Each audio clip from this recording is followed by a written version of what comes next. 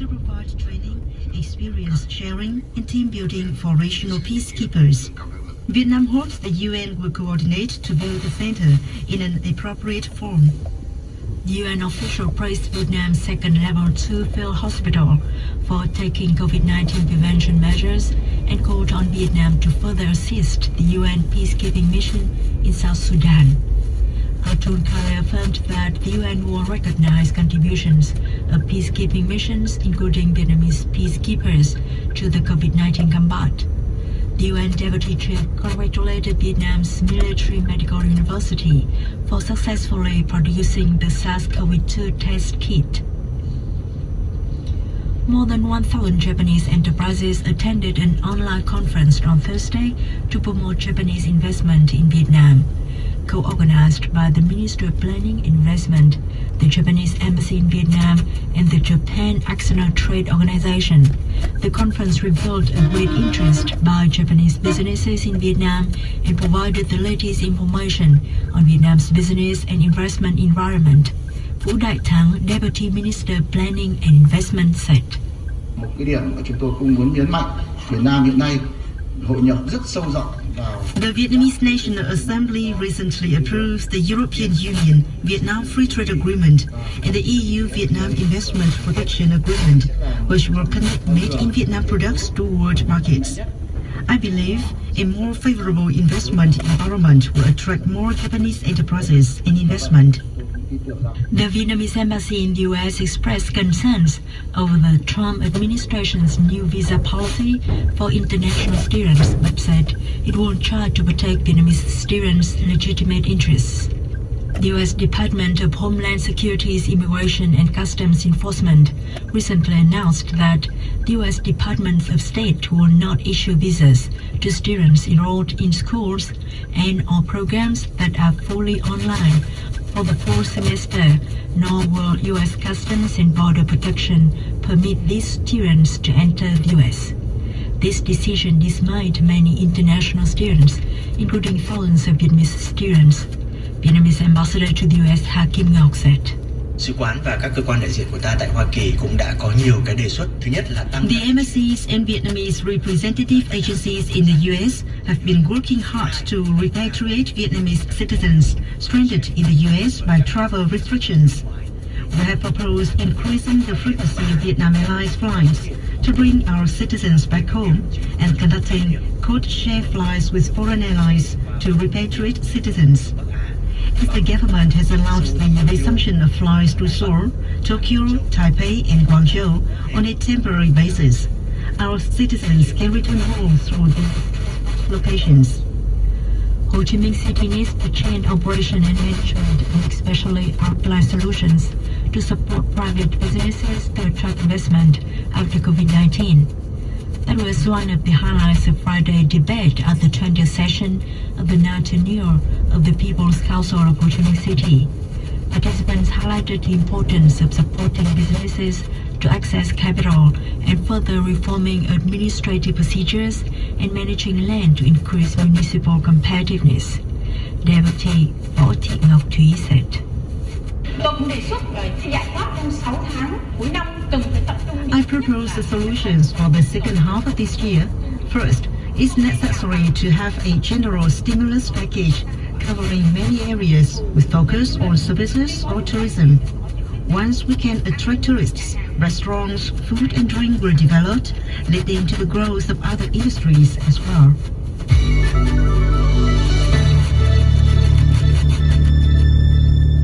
Up next on VOV, here's the world news.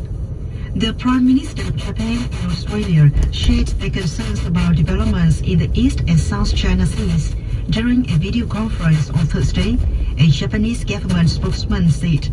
Scott Morrison and Abe Shinzo affirmed their support for neighboring countries in the Pacific and Southeast Asia in coping with COVID-19, ensuring safety and healthcare, and promoting economic recovery and sustainable development. The two confirmed they will sign the Regional Comprehensive Economic Partnership this year and said that both Australia and Japan are working hard to promote relations with ASEAN, which has a central role in the region. They reaffirmed their strong opposition to any unilateral and coercive actions that alter the status quo or increase tensions in the South China Sea, called the Sea in Vietnam, and expressed deep concern over recent developments there, including militarization of disputed features, the use of security vessels for intimidation, and attempts to sabotage other countries' resource exploitation. The two leaders also reaffirmed that freedom of navigation and overflight in the South China Sea should be respected, and all disputes should be resolved peacefully in accordance with international law as stipulated in the UN Convention on the Law of the Sea 1982. Japan said Friday it has strongly protested Chinese oceanic research activities in its exclusive economic zone near the southernmost island of Okinotori. Japanese Coast Guard said they saw a Chinese research vessel pulling something like ropes under the sea on Thursday morning, about 310 kilometers northeast of Okinotori Island. Japanese Chief Cabinet Secretary Yoshihide Suga said the vessel anchored in the area until the next morning. Japan, via diplomatic channels, has requested China immediately end its activities. Chinese vessels often travel around Okinotori, a coral island, which Japan selected as a mark for its EEZ of 200 nautical miles. Kim Yo-jong, the sister of North Korea's leader, said another summit with the United States would only be useful for Washington at this point, adding her country had no intention of threatening the U.S., according to the state media. Kim said in her personal opinion, there is unlikely to be another summit between leader Kim Jong-un and U.S. President Donald Trump this year, but a surprise thing may still happen, news agency KCNA reported Friday. U.S. Secretary of State Mike Pompeo said yesterday that he was very hopeful about resuming talks with North Korea about denuclearization and appeared to leave open the possibility of another summit between the two countries' leaders. Now to end the news, here are the headlines once again. Prime Minister Nguyễn Xuân Phúc suggests phased reopening for foreign entry. Vietnam endeavors to guarantee students' interests in the U.S. And Japanese and Australian leaders share concerns of the East and South China Sea. That's the news.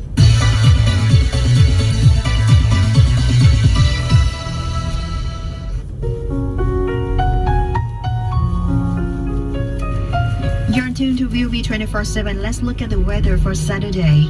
Hanoi will be very warm with sun through high clouds. Temperatures range from 28 to 37 degrees Celsius. Heading down to the central region, where you will have a similar weather patterns.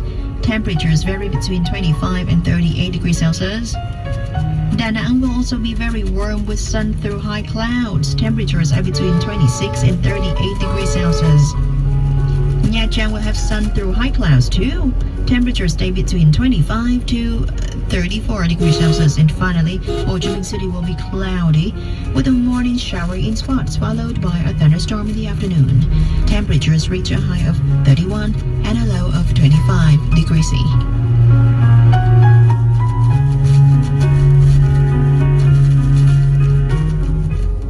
Our playlist today will now continue with Photograph by Nickelback and One Foot by Walk the Moon.